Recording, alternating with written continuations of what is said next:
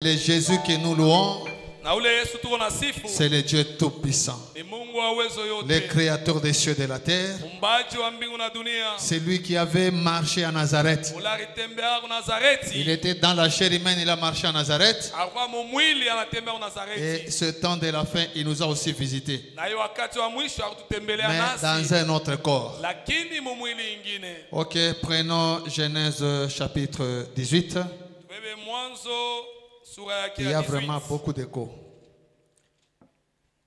Genèse chapitre 18. Nous pouvons lire à partir du verset... Non, Genèse chapitre 2. On peut lire à partir du verset 18.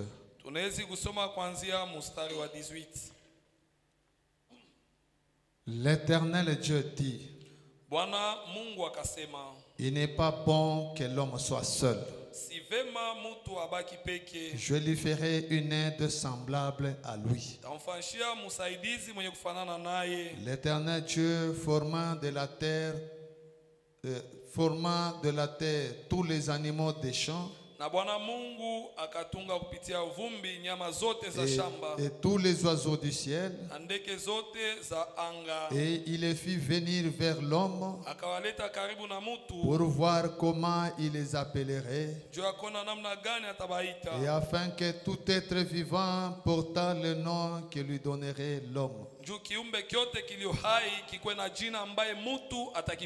Et l'homme donna des noms à tout le bétail, aux oiseaux du ciel et à tous les animaux des champs. Mais pour l'homme, il ne trouva point d'aide semblable à lui. Alors l'Éternel Dieu fit tomber un profond sommeil sur l'homme,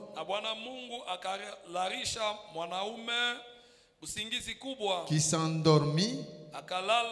Il prit une de ses côtes et referma la chair à sa place. L'Éternel Dieu forma une femme de la côte qu'il avait prise de l'homme. Et il l'amena vers l'homme. Et l'homme dit: voici cette fois celle qui est os de mes os et chair de ma chair.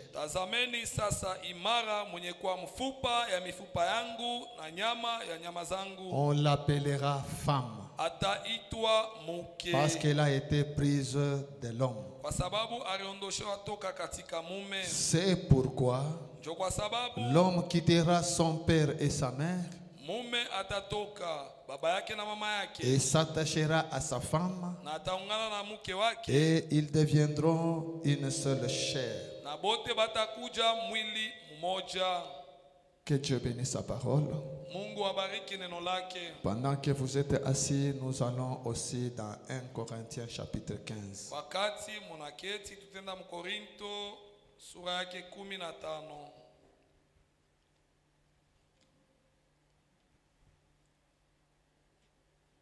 1 Corinthiens chapitre 15, nous allons lire le verset 45.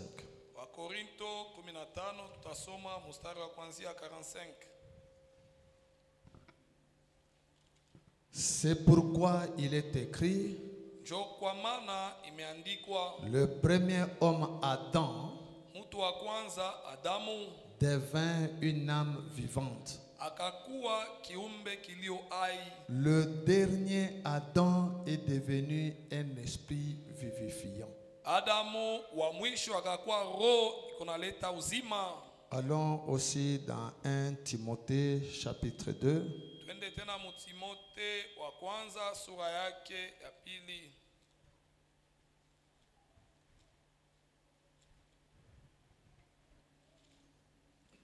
1 Timothée chapitre 2,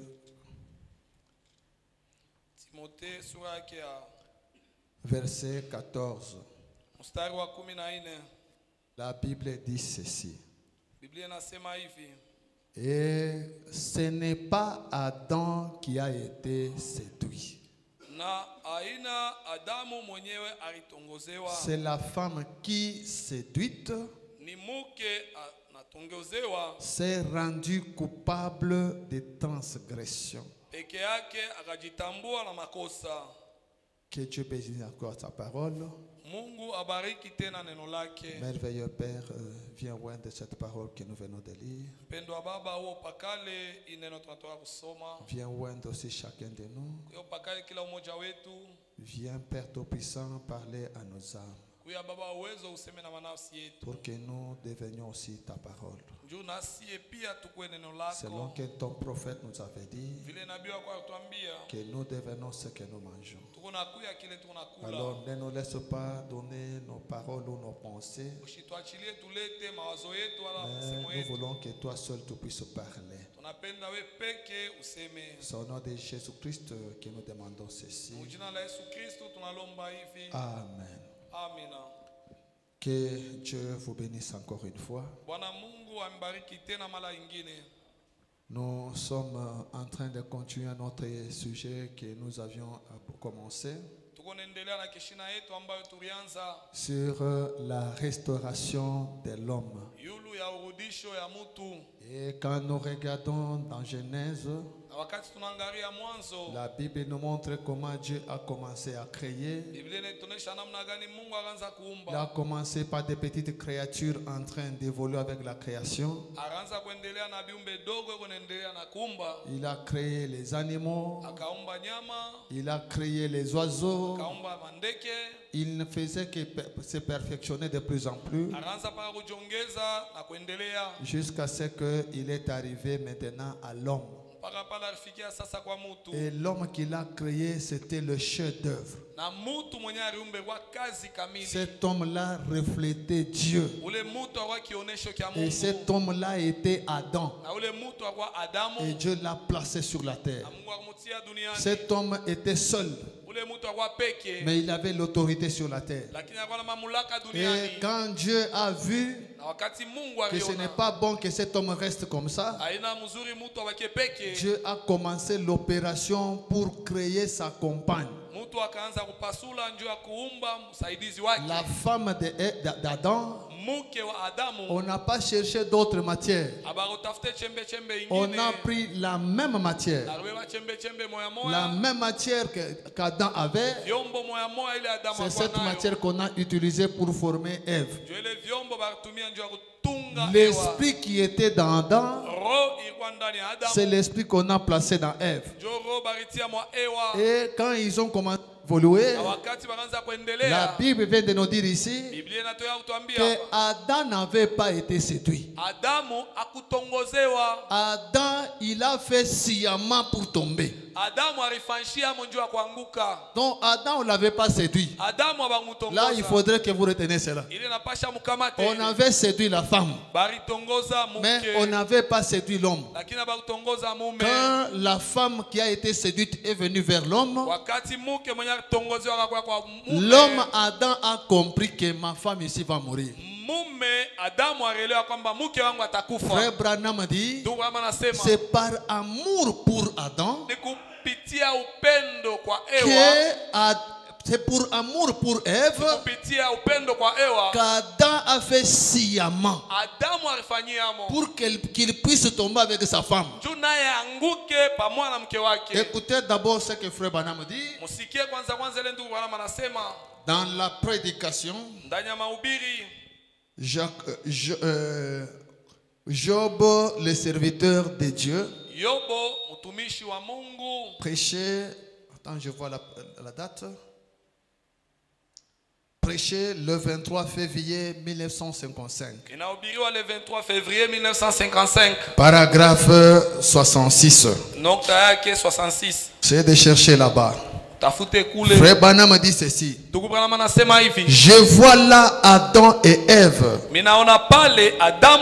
ces premiers amoureux là dans le jardin d'Éden. Quand Frère Branham dit je vois, donc il voit. Ce n'est pas qu'il est tenté de nous mentir. Parce qu'un prophète n'est pas comme nous. Un prophète n'est pas lié par le temps. kamatiwe na wakati. Un prophète n'est pas lié par l'espace. Nabii ashifungiwa kupitia. Un prophète peut être à Lubumbashi. Nabii wa Mungu anaweza kuwa en train de voir les choses qui se passent aux États-Unis. Lakini yego naona vitu vinapitikana kwa Amerika. Un prophète peut être ici. Nabii anaweza kuwa en 2025. En train de voir les choses qui étaient passées en Éden. Yego naona vitu vinapitikana mu Edena. Et comme Branham était un prophète, na vile Branham alikuwa nabii, Dieu l'a ramené en Éden. Mungu alimrudisha mu Edena. Et il a commencé à voir ce qui se passait en Éden. Akaanza kuona ile inazopitikana mu Edena. Pendant qu'il était à l'église en train de prêcher. Na wakati alikuwa kanisa wanahubiri. Ce n'est pas seulement Branham qui est rentré en arrière pour voir les choses qui s'étaient passées. Regardez même Moïse. Le livre de Genèse, c'est Moïse qui a écrit. Moïse, Dieu lui a montré ce qui s'était passé au commencement. Au commencement de la création. Et Moïse a vu ça, il a commencé à écrire. Tous les noms ici de Adam et Ève, c'est Moïse qui avait vu ça, qui a écrit. Et pourtant, ce temps-là, Moïse n'était pas là. Parce qu'il était prophète, Dieu l'avait déplacé jusqu'au commencement pour qu'il voie tout ce qui s'est passé. Mais regardez même à l'époque de Jean, dans le Nouveau Testament, Dieu a pris encore Jean. Il a mené Jean au commencement même. Parce que Moïse a vu le commencement de la création. Mais Jean a vu le commencement de Dieu. Mais ce temps de la fin, Dieu a pris encore Branham. Il l'a mené dans l'éternité. Il l'a mené même dans la pensée de Dieu. Au point où Branham pouvait se tenir devant les gens et dire aux gens, je peux vous dire aujourd'hui, ce que Dieu gardait dans la pensée de Dieu, les secrets que Dieu avait bien avant la fondation du monde, ces secrets-là, les anges ne connaissent pas ça. Même les fils ne connaissent pas ça. Les hommes ne connaissent pas ça. Mais moi, je peux vous le dire ce soir. Donc Dieu l'a mené là-bas dans l'éternité. Alors ici, frère Branham dit, je vois là Adam et Ève, ses premiers petits amoureux, là dans le jardin d'Éden. Je vois Adam là derrière. Quand il entoure sa petite chérie de ses bras pour s'en aller avec elle. Car Dieu les avait condamnés. Il est parti ayant ses bras autour de sa chérie. Branham dit, ce n'est pas Adam qui avait été séduit. Il n'était pas tenu de partir. Il n'était pas tenu de partir. Il n'était pas tenu de partir. Mais il est parti parce qu'il aimait sa femme. Il est parti délibérément. Peu importe. Même si elle devait aller dans les lieux de tourment, il irait avec elle. Branham dit, quand Dieu a regardé d'en haut et qu'il a vu cet amour d'un être humain, c'était si grand que lui-même n'a pas pu supporter. C'est vrai. Il a dit, je veux venir pour aller aussi. C'est un imitateur. Il avait imité Adam. Adam qui n'avait pas péché, il voulait racheter sa femme. À cause de sa femme, Adam a accepté d'aller comme un wapi tout est. Quel que soit l'endroit où on peut aller, là où toi Dieu tu vas jeter ma femme, c'est là où il a péché. Elle a péché. Moi aussi je deviens péché. Moi je le fais sciemment. Comme ça si tu le punis moi aussi. C'était vrai. Il a dit, je veux venir pour aller moi aussi. Et il a dit, je mettrai inimitié entre ta sémence et celle du serpent. Écoutez attentivement. 4000 ans plus tard, là dans la ville de Jérusalem, changeons de tableau et regardons. Il a d'abord vu la scène en Éden. Il quitte l'Éden. Il est maintenant à Jérusalem. Changeons de tableau et regardons. Qui descend dans les rues de Jérusalem?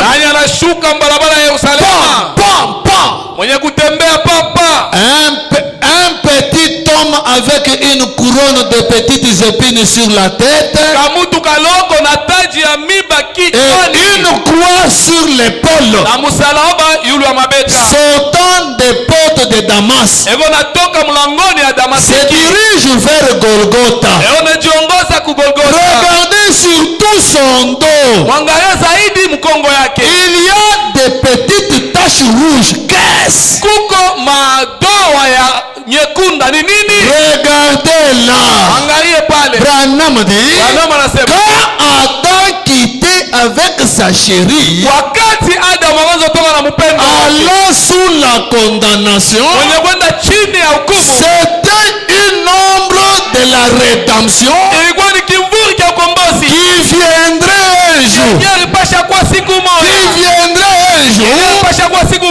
il y avait du sang qui coulait sur eux, il y avait une ombre quelque part. Il le savait. Et j'entends quelque chose faire. Frère Branham tape les mains. Qu'est-ce? C'est la vieille peau ensanglantée de brebis. C'est cognant contre les jambes.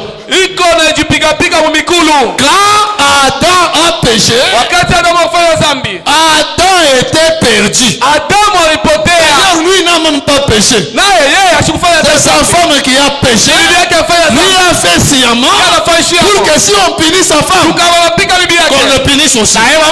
Si on rejette sa femme, qu'on le rejette aussi. À cause de l'amour, il a fait cet acte. Et après avoir fait cet acte, il s'est caché.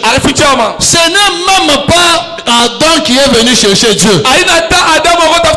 Il savait qu'il méritait la mort. Église, nous savons que nous méritons la mort. Mais le second Adam s'est fait pécher à cause de l'amour pour nous. Amen. Il s'est fait pécher. Il est tenté dans le péché sciemment. Pourquoi? Il avait vu ça dans Adam.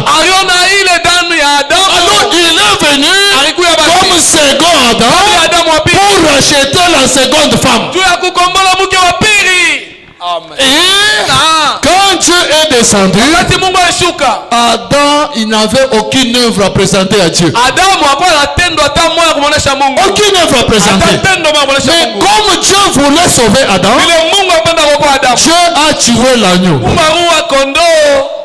Dieu lui-même, il a tué l'agneau. Il a utilisé le sang. Il a pris la peau. Il a pris la peau. Il a couvert Adam. Et quand Adam maintenant quitté l'Éden, il avait la peau sur lui. La peau de blaireau sur lui.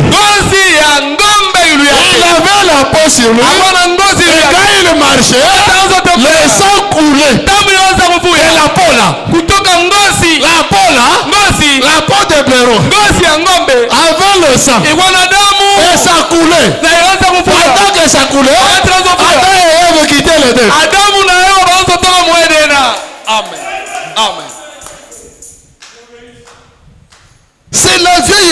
ensanglantée des brebis, se cognant contre ses jambes. Cela annonçait un jour. Il y a un pays au-delà des rivières qu'on appelle pays de joie sans vie. Et nous ne l'atteignons que par la décision de la foi. Sachant qu'un jour, ils retourneront de nouveau en Éden. Quand ils ont quitté l'Éden, c'était avec la foi qu'ils vont rentrer en Éden. Parce qu'ils avaient la peau, ils avaient aussi le sang. Et comme je peux le voir allant là-bas maintenant, le deuxième Adam, gravissant la colline avec des petites taches sur son dos, elle devient de plus en plus grande au fur et à mesure qu'il s'avance. Quelque temps après, elle forme une seule tache. J'entends quelque chose frapper de nouveau. Frère Branham frappe ses mains. Voilà le deuxième matin. Ce n'est ni l'autre que Jéhovah lui-même qui est descendu et qui s'est fait chair. Pourquoi? Pourquoi? Même pour aller en enfer avec sa chérie.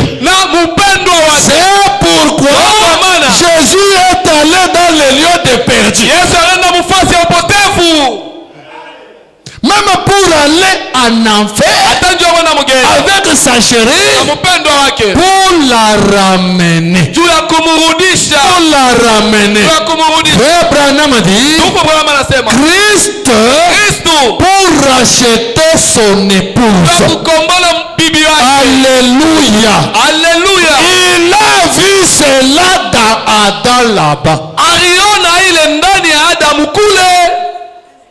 Et il est descendu, il a été fait chair, notre parent, afin qu'il puisse épouser la race humaine. Les voilà se dirigeant vers le calvaire. Alors qu'il gravissait la montagne et que sa pauvre petite épaule se frottait, la vieille abeille de la mort bourdonnait autour de lui disant, d'ici peu je vais la voir. Bourdonnait ça et là. Christ, il est devenu péché de lui-même. Il a vu Adam entrer dans le péché sciemment, juste pour sauver sa femme. C'est à cause de ça qu'Adam s'est fait pécher. Ça c'était le premier Adam.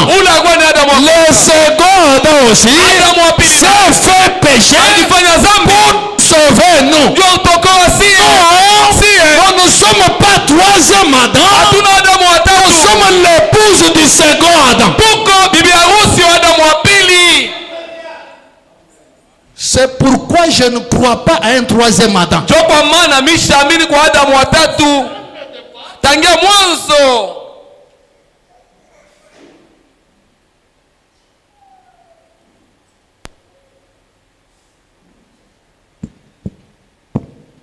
Dès le départ, nous avons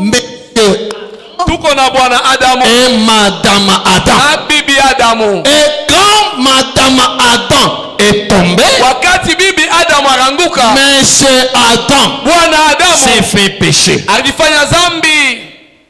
pour sauver Madame Adam. Et le second Adam fait la même chose. Christ, il est le second Adam.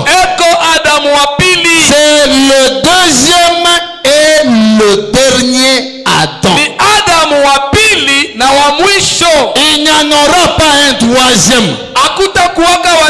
Il n'y en a pas. Même la Bible dit, nous avons lu à frère Paul. Frère Paul qui nous a dit que le dernier Adam. Il appelle Jésus le dernier Adam. Frère Branham dit ceci dans Exposé des âges, page 358. Branham dit ceci: comme le premier Adam a reçu directement de la main de Dieu une épouse, vile Adamu wa kwanza alipokea kutoka mkono wa Mungu bibi qui est resté pur pendant un court laps de temps, mwenye alibakia swafi muda kidogo, de même Christ le dernier Adam mpaka vile Kristu Adamu a reçu une nouvelle épouse pure à la Pentecôte, alipokea bibi swafi ku Pentecoste, elle s'est séparée na alijatanisha et est restée quelque temps sans souillure. Na alibakia wakati mmoja bila uchafuko. Le second, la femme d'Adam, mke wa Adamu, Christ a reçu sa femme, et sa femme c'est depuis la Pentecôte. Depuis la Pentecôte, Christ a reçu sa femme. Et cette femme-là, elle n'était pas encore mariée. Paul l'a dit, je vous ai fiancé à Jésus-Christ. Depuis la Pentecôte, Dieu a commencé à tailler la femme de Jésus. Depuis la Pentecôte, et pendant qu'on l'a taillée, cette femme-là, elle est tombée. Avant de mettre au monde, elle est tombée. Branham dit qu'elle est tombée au concile de Nicée. Quand elle est tombée au concile de Nicée, et nous avons vécu l'âge des ténèbres, l'âge des ténèbres, jusqu'à ce que Martin est venu. Et la justification a commencé. C'est la même épouse qui était tombée. La frère Branham dit, la vie était entrée dans les racines. Ce n'est pas que cette femme-là a disparu totalement, non. La vie est entrée dans les racines. L'arbre épouse a disparu. Amen. Et à partir de Martin, la petite tige a commencé à sortir. Cette tige-là qui sortait, ce n'est pas Monsieur Adam, c'est Madame Adam qu'on était en train de tailler. Elle est passée par la justification, par la sanctification, par le du Saint-Esprit, et nous sommes arrivés maintenant à l'âge où l'épouse d'Adam doit devenir Madame Adam. Frère Branham dit, la femme prend le nom de son mari au mariage. Branham nous dit, au ciel, nous irons à la fête. Mais le mariage c'est ici. Le mariage c'est sur la terre. C'est pourquoi le pasteur Branham devait être là. Et il fallait que Adam vienne, que l'épouse soit là pour qu'on puisse célébrer le mariage. Amen. Amen. Et quand on célèbre le mariage, la femme prend le nom de son mari. Si le mari s'appelait Adam, la femme s'appelle aussi Adam. On appelle mon épouse sœur Ben. Par Parce que nous sommes mariés. On nous appelle aussi Adam. Parce que nous sommes mariés à Adam. Pas troisième Adam. Et depuis la Pentecôte, on taille l'épouse. Dans cette épouse-là, même Branham, il est membre de cette épouse-là. L'épouse de Jésus est composée de plusieurs membres.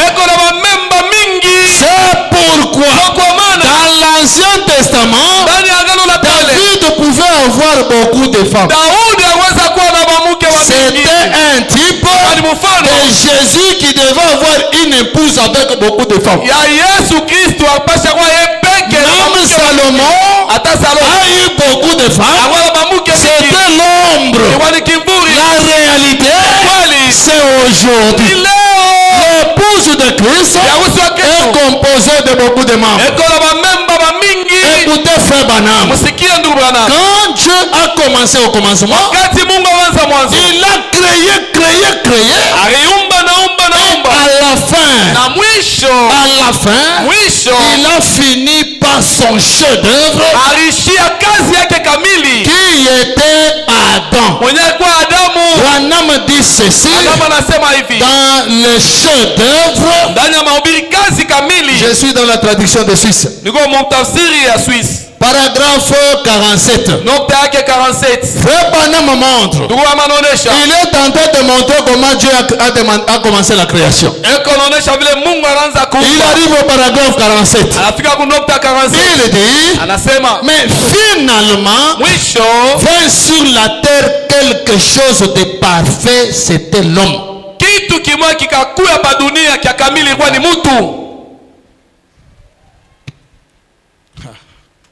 La machine a sali manyanga. Quelque chose de parfait, c'était l'homme. Branham dit, et Dieu put voir que cet homme-là lui ressemblait.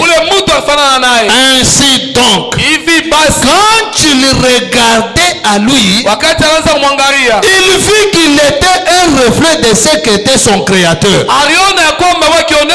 Dieu avait été capable d'achever la chose qu'il désirait.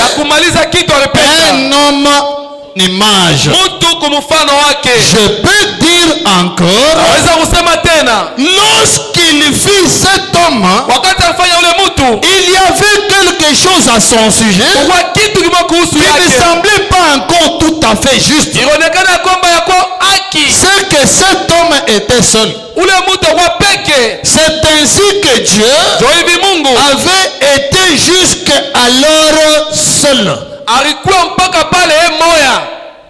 Il était l'Éternel. Et maintenant, l'homme fait à l'image de Dieu était sur la terre tout seul. C'est pourquoi il a fallu que Dieu le frappa d'un petit coup sur le côté gauche et puis le morceau tiré de là pour lui faire une compagne, une femme. Parce que l'homme était seul, il a fallu que Dieu puisse frapper cet homme-là. Pourquoi Dieu a frappé Adam? C'était pour soutirer la femme d'Adam. Branham continue. Alors, il ne fut plus tout seul. Il avait quelqu'un avec lui. C'est là son œuvre glorieuse. Il n'était plus seul. Il n'était plus seul. Qu'est-ce qui s'est passé? Dieu n'a pas créé d'autres matières. Même pour nous du second Adam, Dieu ne crée pas d'autres matières. Comme celui-ci, il est la parole. Prends la parole pour tailler la forme de Jésus. La forme de Jésus, c'est l'épouse parole. Amen. Peut-être quand vous vous appelez épouse-parole, vous ne comprenez pas ce que vous êtes. Épouse-parole, c'est Madame Adam. Écoutez Frère Branham. Il dit ceci dans la même prédication. Allons 101. Vous comprendrez ce que Frère Branham dit. Adam a été frappé pour qu'on puisse retirer de lui les matières qui vont permettre à lui faire une épouse. Quand est-ce qu'on a frappé Adam? C'est quand Adam dormait. Quand est-ce qu'on a frappé le second Adam? C'est quand il dormait à la croix. L'ombre et la réalité. 101. Frère Branham dit ceci. Mais ne l'oubliez pas qu'au commencement, quand il a frappé le côté d'Adam, il a retiré quelque chose de son côté. Or, si Christ a été frappé, c'est dans un but pour qu'il puisse retirer de lui quelqu'un pour former une famille, l'épouse, qu'il puisse prendre pour lui une épouse. Alors quand son chef-d'œuvre a été amené à la paix, c'est alors qu'il lui a fallu le frapper pour retirer de lui non pas un morceau, non pas une autre création, mais une partie de la même création. Le second Adam, il est la parole. Et Dieu n'a pas créé d'autres matières pour faire l'épouse de Jésus. L'épouse de Jésus, c'est la parole qui le fait. Ce ne sont pas tes œuvres. Oh non, parce que je ne mens pas. Non, c'est la parole qui fait de toi l'épouse de Jésus. Frère Branham continue. Quand son sœur fut achevé, il dit le frapper pour prendre de lui, non pas une autre pièce, non pas une autre création, mais quelque chose qui vient de la même création. Mes frères, ne pensez pas à mal en ceci, mais réfléchissez une minute. S'il prie de lui la création originelle, de quoi faire une épouse pour lui, il ne fit pas une autre création. L'épouse de Jésus, ce n'est pas une autre création, c'est la partie de Jésus. Il ne fit pas une autre création. Il prit une partie de la création originale. Église, nous sommes la partie de la création originale. Quelle partie? La parole. Si Jésus était la parole, nous sommes aussi la parole. Quand on parle de la parole, toi qui es là, tu es la parole. Amen. Moi ici je suis la parole. C'est pourquoi quand nous devenons la totalité de la parole, à quoi servira encore les brochures? À quoi servira encore la Bible? C'est pourquoi Dieu va susciter pape. Allez ravir ces gens ici de brochures. Allez les ravir même des Bibles. Mais ça sera tard. Parce que nous serons déjà la parole. Ne regrettez pas si on doit revivre déjà la parole. On va revivre la Bible. Mais ça sera tard. Ils attendent quoi pour nous revivre la Bible? Ils attendent que l'épouse de Jésus soit la plénitude de la parole. Dès que l'époux de Jésus devient la plénitude de la parole, on va ravir de Bible à tous les autres farceurs ici. Tous ceux qui ne seront pas encore la parole, c'est eux qui vont regretter. Nous irons comment à l'église? Nous allons manger comment? Non, nous serons déjà la plénitude de la parole. Pour le moment, nous sommes déjà la parole. Mais nous ne sommes pas encore la plénitude de la parole. La Bible dit, l'homme est ce que son âme. Si ton âme est la parole, toi-même tu es la parole. C'est pourquoi je vous ai montré ces chemins, pour que vous arriviez à bien comprendre ces chemins. Ce corps ici ira la poussière. C'est l'âme qui ira au ciel. Mais pour que l'âme puisse aller au ciel, cette âme ici doit être la parole. Église, quand mon grand-père marchait au village, mon corps ici était en lui. C'est pourquoi, comme lui était Chikumba, moi aussi je suis devenu Chikumba. Mais mon âme ici, cette âme ici, mon moi intérieur, j'étais en Jésus. Quand Jésus était à la croix, j'étais en lui. Même quand il est parti prêcher aux âmes en prison, j'étais en lui. Mais maintenant, je suis manifesté. Je commence à manger la parole pour devenir ce que j'étais. Église, les élus ne seront jamais séduits. Pourquoi? Parce qu'ils sont eux-mêmes la parole.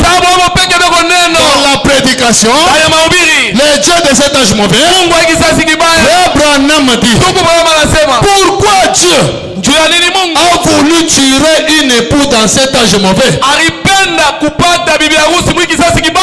Église, Dieu savait. Dieu n'aime pas que le diable ait une raison. Dieu a tenté avec la première Adam, avec la première Ève. Il l'a séduite. Et la première Ève est tombée. Dieu nous a retiré des histoires de loi. Église, Église, dans les chefs-d'œuvre ici, Frère Branham nous montre que Dieu, quand il a vu que l'homme ne peut pas tenir avec la loi, chaque fois qu'on établit la loi, l'homme tombe toujours. Alors qu'est-ce que Dieu a fait? Il a retiré l'homme de la loi. Il a pris toute la loi. Il a rejeté la loi et il a instauré la grâce. La grâce, c'est ce message que nous avons. Tu manges la parole, tu deviens la parole. Ce que le corps fait, ça n'a pas d'importance. Mais si réellement à l'intérieur c'est la parole, le corps va vivre la parole. Mais si le corps vit la parole, ce n'est pas pour aller au ciel. Toutes les œuvres de la chair, ça n'a rien à faire avec le ciel. C'est pourquoi Jésus avait dit, l'homme ne vivra pas de pain seulement, de toute parole qui sort de la bouche de Dieu. La vie éternelle ne dépend pas de ce que nous faisons. La vie éternelle dépend de ce que tu manges. Même en Éden, et Ève, ils avaient désobéi. Ils avaient péché, mais ils avaient toujours la vie éternelle. Alors Dieu a dépêché les chérubins en Éden. Il a dit aux chérubins, empêchez ces gens de manger à l'arbre de vie.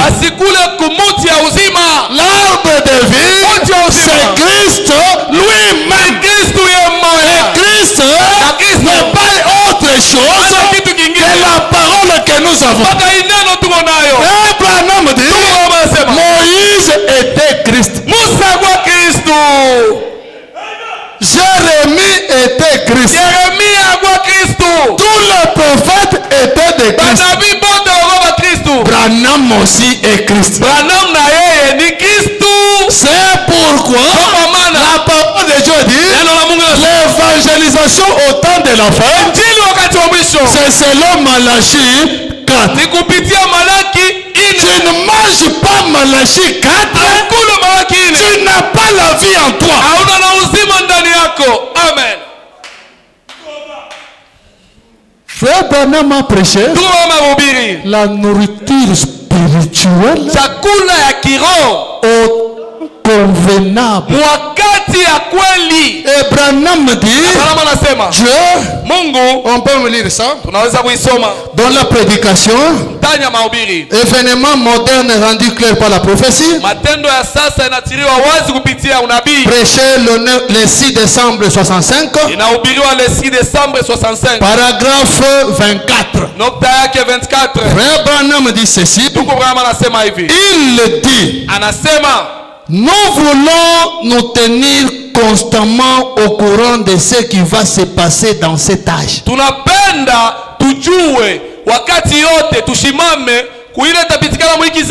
Dieu a attribué à chacun de cet âge de l'église la portion nécessaire de sa parole. Branham dit, nous pouvons aussi remarquer que chaque âge a son message particulier. Quand nous avons dit il faut manger la parole pour devenir la parole, ne devenez pas la parole de Paul. La parole de Paul ne produit pas des effets aujourd'hui. Dans la prédication Shalom, frère Branham dit, si un prophète venait avec le message d'un autre prophète, Branham dit ça ne marchera pas. Autrement dit, si Paul était venu avec le message de Moïse, ça ne marchera pas. Si Branham vient avec le message de Paul, ça ne marchera pas. C'est pourquoi Branham a prêché, reconnaissez votre jour et son message. Ne restez pas dans l'histoire, vous n'irez pas au ciel. Église, pour aller au ciel, tu dois être la parole d'aujourd'hui. Amen. Branham dit, voulez-vous qu'on lise Branham? Branham dit ceci, dans la prédication, rendre un service à Dieu en dehors de sa volonté. Péché le 18 juillet 1965. Le 18 juillet 1965. Lancez un peu là-bas. Paragraphe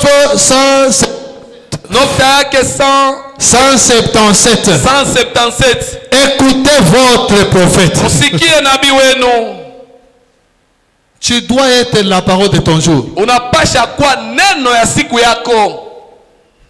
La parole de Dieu dans la prédication.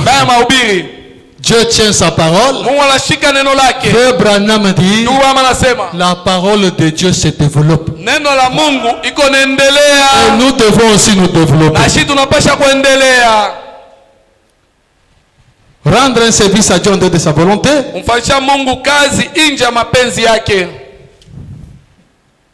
Paragraphe 177. Ok. Frère Branham dit, la parole, le message du soir doit produire les résultats du soir. Le message du soir doit semer des semences du soir. Pas des semences du matin. Des semences du soir. Est-ce vrai? Le spectacle du midi. Ces semences étaient dénominationnelles. Elles sont mortes et ont péri. Si dans l'église, on doit toujours vous enseigner ce que Paul avait dit, c'est une semence dénominationnelle. Mais le message du temps du soir révélera la lumière du soir. La Bible dit, vers le soir, la lumière paraîtra. En Occident, les gens attendaient la venue de la lumière. Et quand la lumière est arrivée, c'était un homme. Amen. Et au temps du soir, on a promis la lumière du soir. La lumière du soir, c'est un homme. Mais le message du temps du soir révélera la lumière du soir. Et il révélera les résultats du soir. Le message du soir. Écoutez, le temps de Jésus, le message de midi, le temps de Jésus, c'est le message de midi. Le temps de Jésus, le message de midi a fait apparaître les résultats de midi. Le message du commencement a fait apparaître les résultats du commencement. Cela a produit la création. Il a créé son fils à son image à midi. Il a créé son fils à midi. Celui-ci, c'est la création du midi. Il a créé son fils à son image à midi. Mais vers le soir, il crée son épouse. Mais vers le soir, il crée son épouse. Voyez-vous? Par quoi? Sa parole. Comment a-t-il formé la terre? Comment l'a-t-il créé? Par sa parole. Qui était son fils? La parole. Son fils était la parole. Le message du soir produit l'épouse. Amina. On est ensemble. Le message du soir produit l'épouse. Et si vous êtes l'épouse parole, donc le message vous a produit. Pas le message de midi. Le message du midi a produit l'Adam. Le second Adam. Le message du soir produit l'épouse, voyez-vous. Par quoi? sa parole. Comment a-t-il formé la terre? Comment l'a-t-il créé? Par sa parole. Qui était son fils? La parole. Au commencement était la parole. Et la parole était avec Dieu. Et la parole a été faite chair et a habité. Branham de contenir. Comment prendre-t-on l'épouse? Par la parole. Non par un char neuf. Non par l'idée d'une théologienne.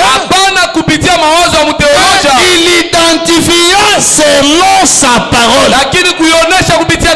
Branham dit, n'y mettez rien. Et ne retranchez rien. Laissez-la telle qu'elle est. Vers le soir, il a promis de réveiller. D'ouvrir ses 7 sceaux et de montrer les choses que les églises dans le passé avaient manqué. Nous avons même ce que Paul avait manqué. Si toi tu restes avec ce que Paul a dit, tu as une portion de la parole. Mais au temps d'histoire, c'est la plénitude de la parole. Écoutez frère Branham, dans la même prédication, allons au point 171. 171. Que dit frère Branham? Il dit ceci. Oh là là. C'est la même prédication, vous rentrez seulement 171. Branham dit. Il se demande. Je me demande aujourd'hui si avec notre recrutement, nos grandes croisades et nos réveils, nous n'avons pas rempli l'arche méthodiste. L'arche, l'église c'est que l'arche. Toutes les campagnes que nous avons faites, on a rempli que l'arche. Branham se demande même. Je me demande aujourd'hui si avec tout notre recrutement, nos grandes croisades et nos réveils, nous n'avons pas rempli l'arche méthodiste, l'arche baptiste, l'arche presbytérienne. Qu'en est-il de l'arche de Christ? La parole. Et si l'épouse doit être la parole, alors elle doit, si elle doit faire partir de Christ, faire partir de l'époux, elle doit être la parole. Non la parole pour son non la parole pour son temps à lui. Non, nous ne sommes pas la parole de son temps à lui. Mais la parole d'aujourd'hui qu'il a promise pour ces jours-ci, il a dit qu'il avait envoyé sa parole pour façonner et former son épouse. Ce message est venu pour former l'épouse. C'est pourquoi quelqu'un qui ne croit pas ce message, il ne fait pas partie de l'épouse. On est ensemble. Maman, on est ensemble. Le message forme l'épouse. Beaucoup de gens peuvent avoir la vie éternelle. Mais l'épouse, il faut croire ce message. Et au ciel, c'est seulement l'épouse qui doit partir. Le mariage, c'est maintenant. pasteur de l'âge était là. Il a attendu la venue de l'époux. Et Branham a prêché l'union invisible de Christ, de l'époux et de son épouse. Cette union se maintenant. Et Branham dit, au ciel, nous irons à la fête. Amen. Un couple peut venir ici, je vais les unir. Et après le mariage, salle de fête. Au ciel, c'est notre salle de fête. C'est pourquoi l'église, ôtez de vos têtes. Nous n'irons pas vivre au ciel. On ne vit pas dans la salle de fête. Dans la salle de fête, on va manger. Et puis on rentre chez nous. On rentre dans la chambre avec notre épouse. C'est pourquoi nous allons là-bas fêter. Et après la fête, nous rentrons avec notre époux. Monsieur, madame, il rentre sur la terre pour commencer le jugement. Et quand on arrive sur la terre, il y a des gens qui viendront. Moi j'avais fait ceci. Sors de là. Mais il y en a qui seront les bienheureux à cause de l'épouse. Pour avoir fait quelque chose de bien à l'épouse. Quand nous descendons, nous allons séparer les gens. On sépare les gens comme on sépare les boucs d'avec les brebis. On prend ceux qui seront à la droite pour entrer. Parce que le pasteur n'avait pas de chemise. Tu lui avais acheté la chemise. Et Jésus dira, vous ici, entrez. Je vais entrer pourquoi? J'étais nu. Tu m'avais habillé. J'étais en prison. Tu m'avais habillé. Visité. Mais Jésus, quand est-ce que je t'avais visité? Je vous ai toujours dit, même moi je suis Jésus. Je suis Jésus. Un petit rien que tu as fait pour moi, c'est pour Jésus que tu l'as fait. Quelque chose que tu as fait pour ta soeur, c'est pour Jésus que tu l'as fait. Mais ces jours-là, tous ceux qui ont fait des bonnes œuvres pour l'épouse, entrez ici. Ils vont entrer. Ils auront la vie éternelle. Mais ils n'iront pas au ciel fêter. C'est pourquoi vous devez bien comprendre des choses. Au ciel, l'épouse part. Il rentre. Il y a d'autres qui auront la vie. Ils auront la vie éternelle. Dans l'autre ciel, ce seront nos serviteurs. Même les serviteurs ont la vie. Nous serons assis avec notre époux. Lamba, va acheter telle chose pour moi. Nous sommes là avec notre époux. Église,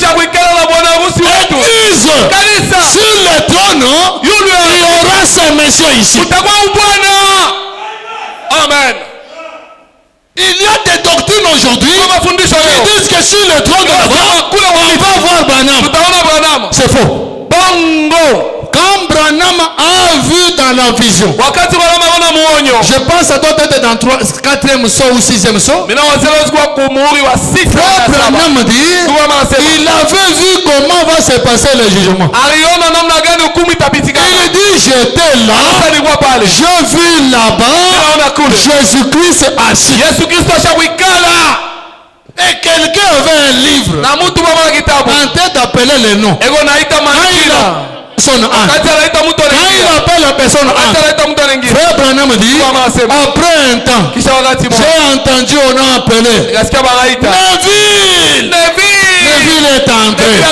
Après, on a appelé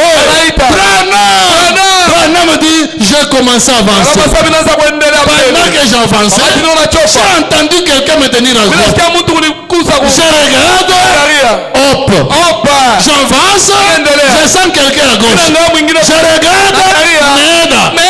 Nous avons avancé. Et quand je suis arrivé quelque part, je me suis dit que je puisse me tenir d'abord dans un coin pour bien regarder mon Seigneur. Il était là. Il a commencé à regarder celui-ci. Cet homme ici, il est irremplaçable.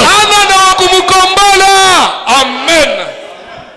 Même s'il existe encore d'autres terres, il sera toujours notre Seigneur. Il est irremplaçable. Il est irremplaçable, mes frères. Et si toi tu entres au ciel, c'est parce que le second Adam a porté tes péchés. C'est parce que il t'a aimé. C'est pourquoi la Bible dit vivant, il m'aima. Jésus m'a aimé, moi qui n'étais pas aimable. Il t'a aimé, toi qui n'étais pas aimable. Même si ton mari ne t'aime pas, Jésus t'aime. Son amour, c'est sans limite. Peu importe ce que tu fais, il continuera à t'aimer. Et la Bible dit l'amour est correctif.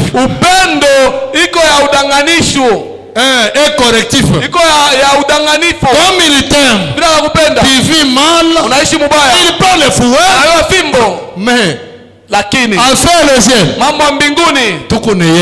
on va entrer au ciel. On va entrer. Quand Frère Branham est allé de l'autre côté, il a vu les gens qui nous ont précédés. Ces gens-là, quand Frère Branham les a dit, j'ai besoin de voir. Ils ont dit non, Jésus n'est pas ici. Il est dans une autre dimension. Mais quand Jésus viendra, tout doit d'abord vers toi. Église. Quand Jésus revient, il a une adresse, c'est Branham. Les gens de l'autre côté ont témoigné de ça. Que la venue de Jésus, l'adresse où est Branham. C'est pourquoi quand Branham était sur la montagne, quand Jésus est descendu, où est Branham? Où est Branham? Il est voici la montagne, il vient sur la montagne, on prend la photo. Et Frère Branham dit, c'est le juge suprême qui se tient là. Quand il vient, là-bas on a dit, quand il viendra, il viendra tout droit vers toi. Et quand il vient vers toi, il va te juger. Le jugement qu'on juge Branham, on ne le juge pas s'il avait menti ou pas. Église, notre jugement, ce n'est pas par rapport à ce que nous faisons. Ce que nous faisons, c'est au niveau du corps. Oh, le corps n'a pas de place au ciel. Il juge d'abord Branham d'après le message qu'il a prêché. Et ces gens-là ont dit, si tu es accepté et tu seras accepté, alors nous allons entrer. Si le message de Frère Branham c'est une parole réelle, quand nous mangeons cette parole, nous devenons le message du temps du soir. Le message du temps produit les résultats du temps du soir. Et nous devenons le message du temps du soir. Et si Jésus vient, il juge Branham. Est-ce que tu avais prêché le message du temps du soir? On vérifie le message. On trouve que le message est correct. Nous juger nous. Donc, nous sommes aussi corrects. Alors nous aussi. C'est pourquoi nous on ne nous juge pas. Nous on ne nous juge pas. Dans cet âge, on juge un homme. Tous ces croyants directs comme et nous allons au ciel par la grâce de Dieu. Oh Église, lisons d'abord cette écriture. Frère Branham dit ceci. Nous sommes dans la même prédication.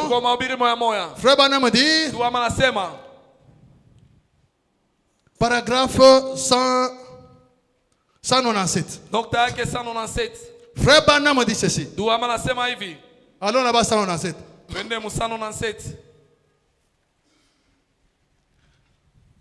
La parole confirmée du temps de Moïse était Jésus. Nous devons connaître Jésus, c'est quoi? Église, il ne faudrait pas que dans vos têtes, que vous puissiez seulement voir que celui-ci c'est Jésus. Ça c'est le corps de Jésus. Jean chapitre 1er dit, au commencement était la parole. Et la parole a été faite chair. Celui-ci c'est la parole. La parole confirmée du temps de Moïse était Jésus. La parole confirmée du temps d'Ésaïe, d'Élie, des gens et de tous était Jésus. Branham dit, et la parole confirmée aujourd'hui est Jésus. Quand tu manges la parole confirmée d'aujourd'hui, tu as mangé Jésus. Tu as mangé Jésus. Même dans la prédication, Dieu dévoilait. Frère Branham parle la même chose. Il dit ceci, paragraphe 284. Écoutez Frère Branham. Oh là là. Oh là là. Frère Branham dit ceci. 284.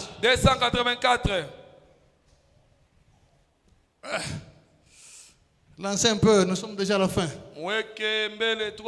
On peut lire même des écritures, on termine. Ok. Je pense que vous croyez Frère Branham. Il dit ceci. Or, Moïse était la parole en ce temps-là. Amen. Vous croyez que Moïse était la parole? Moïse était la parole dans ce temps-là. Parce que la parole lui a été donnée pour ces jours-là. Moïse, Joseph était la parole à son époque. Il était à l'image de Christ. Si Moïse était la parole en son jour, si Jean était Moïse en son jour, si tous les prophètes étaient la parole à leur jour, Branham, c'est la parole en ce jour. Tu ne le crois pas, tu ne crois pas la parole. C'est pourquoi je vous ai même dit, quand on dit les croyants, oh les croyants, oh mariez-vous entre les croyants. On dit non, même les pentecôtistes ce sont des croyants. Ils croient quoi? Nous croyons le message du temps de la fin. Et le message du temps de la fin, un homme. Est-ce que ces gens-là sont des croyants. Ils ne sont pas des croyants. Ce sont des vrais païens. Ils n'iront pas au ciel, mais ils peuvent avoir la vie éternelle. Amen. Écoutez frère Branham. Dans la prédication, la nourriture spirituelle, au temps convenable. Oh là là. Excusez vraiment, j'ai lu que 2 ou 3 écritures ici au terminal. Frère Branham dit ceci. Paragraphe 66.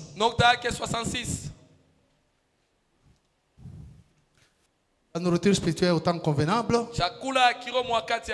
c'est prêché le 18 juillet 1965. Le 18 juillet 1965. Frère Branham a prêché la nourriture spirituelle au temps convenable. Donc, il y a la nourriture d'aujourd'hui. Quelle est cette nourriture-là? Vous trouvez des gens qui lisent cette écriture, cette brochure, ils lisent du début à la fin, mais ils ne connaissent pas la nourriture. Non, la nourriture là, c'est le message. Oui, quel message? Qu'est-ce que Frère Branham dit? La nourriture dont on parle, c'est Dieu dans la chair humaine. C'est la nourriture au temps convenable. C'est pourquoi dans la béatitude oubliée, Frère Branham dit, si tu es dans une église qui ne croit pas cette nourriture spirituelle, quittez. Tu n'iras pas au ciel. Tu peux abandonner les mensonges. Tu peux vivre dans la droiture.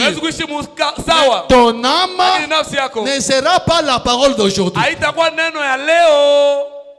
Nous découvrons que lorsque un homme envoyé de Dieu, ordonné de Dieu, vient avec le véritable, ainsi dit le Seigneur,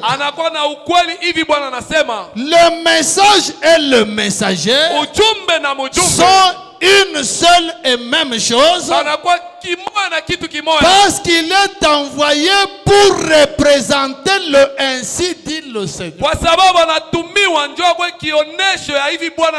Voilà les représentants de ainsi dit le Seigneur. Quand tu les regardes, tu as vu ainsi dit le Seigneur. Les représentants. C'est Branham qui l'a dit. Ce n'est pas moi. Le message et le messager sont une seule et même chose, parce qu'il est envoyé. Pourquoi? Pour représenter le ainsi dit le Seigneur. Parole après parole. Ainsi, lui et son message sont une seule et même chose. Mais maintenant, tu es libre de dire tu crois le message, tu ne crois pas. Si tu juges cet homme, tu n'es pas croyant du message. En tout cas, excusez, j'ai lu la toute dernière écriture dans Dieu dévoilé. Écoutez ce que Frère Branham dit. Nous devons croire ce que Frère Branham dit. 186. Écoutez votre fête. Il dit, l'onction est une personne. Amen. Est-ce que vous croyez? Amen. On a commencé cet enseignement. On a commencé par terre en train de monter. On puisse monter. Je vous ai toujours dit, l'aigle peut voler dans la basse-cour. Peut monter et arriver. Nous parlons de la restauration. L'onction est une personne. Le mot Christ. Le mot Christ veut dire quelqu'un qui est loin. Si quelqu'un est loin, il est Christ. Celui-ci, il est loin. Ou pende, que tu veux, ou j'y pende, que tu ne veux pas. C'est ça le message. Si ça devient difficile, tu prends ton sac, tu rentres chez le Père Valongo. Donc, l'apôtre, même chez l'apôtre, l'onction est une personne. Le mot Christ veut dire quelqu'un qui est loin. Voyez-vous? Le loin. Alors, Moïse était Christ à son époque. Il n'est pas Christ aujourd'hui, mais Christ à son époque. Moïse était Christ à son époque. Il était le loin. Jérémie était Christ à son époque. Avec une portion de la parole pour ces jours-là. Mais quand Jésus est venu, il est venu comme loin rédempteur. Église, voilà Christ. Voilà Christ. Voilà Christ. Ici aussi c'est Christ. Tout celui qui était ici, les dieux qui étaient ici, c'est temps de la fin. Il s'est déversé ici. C'est pourquoi frère Branham dit, il dit, toujours ici dans Dieu dévoilé, que cette colonne de feu que vous voyez, je l'ai voilée depuis mon enfance. La colonne de feu qui a conduit les enfants d'Israël était dans cet homme. Et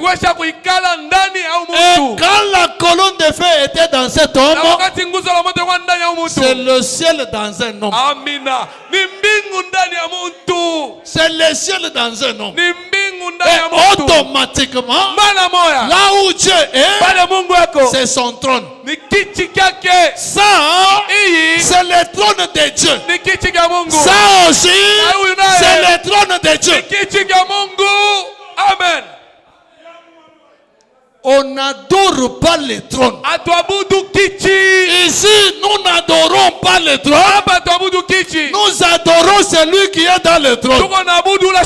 Et celui qui est dans le trône, c'est le Seigneur Jésus-Christ le Père. Et le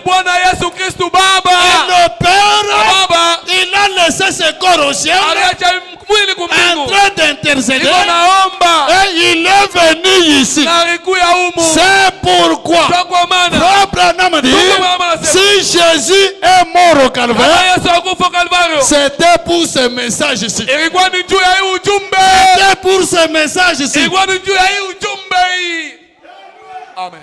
Il fallait purifier un corps pour qu'il vienne à l'intérieur. Et quand il entre à l'intérieur, il peut donner la semence. Il peut donner à l'épouse la semence. Et la femme peut produire les enfants. C'est pourquoi Branham dit, s'il y a un temps pour le Fils de Dieu doivent être manifestés, c'est maintenant. Pourquoi? L'époux est venu dans un corps pour donner la semence dans l'épouse. Et quand l'épouse reçoit la semence, l'épouse produit les enfants. Excusez, juste une petite écriture, on termine. Ça me vient vraiment, excusez, il faut que je lise ça. Contrairement, je ne serai pas vraiment bon. Frère Branham est tenté de nous montrer le désir de Dieu. Oh là là. Qu'est-ce que Dieu veut? Mungu yeye anapenda nini? Oh, nous voulons voir la vie. Oh, tunapenda kupata uzima. Ok. Ndio. C'est dans Exposé des âges. Mkutirwa bizazi. Paragraphe, page 98. Kartasi yake 98. Écoutez votre prophète. Usikie nabii wenu. Il dit ceci. Anasema hivi. La parole affirme très clairement Neno inahakikisha wazi wazi que dès avant la fondation du monde, mbele ya msingi ya mbingu na dunia, le dessein de Dieu mapa ya Mungu était de partager sa vie avec l'homme. Ilikuwa ni kukabulana uzima na muntu. Bien avant la fondation du monde, Mbele ya le désir de Dieu, c'est de partager sa vie avec toi et moi. Amba Branham continue. Mais cette vie ne pouvait pas être partagée. Elle n'allait pas être partagée d'une autre façon que par le moyen de Dieu manifesté dans la chair. Donc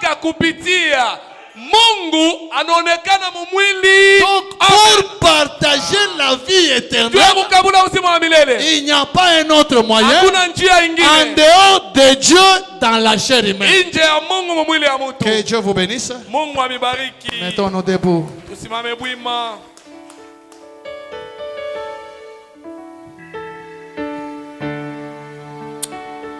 Hosanna,